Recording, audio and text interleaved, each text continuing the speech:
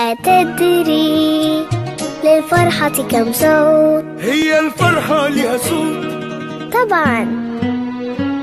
عايدة من جديد تعاون النجمين كريم محمود عبد العزيز وسليمان عيد في فيديو جديد على التيك توك، وهذه المرة كانت من نصيب أغنية صوت العيد واللي قدمها النجم أحمد سعد في عيد الفطر الماضي.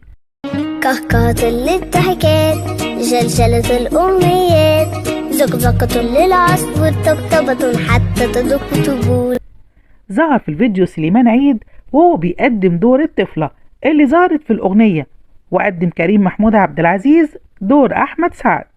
فرفش على الناس بتبان، لعلع أنوار والوان، دندش لبس وحركات فرقع لعبة هدايا عاديات.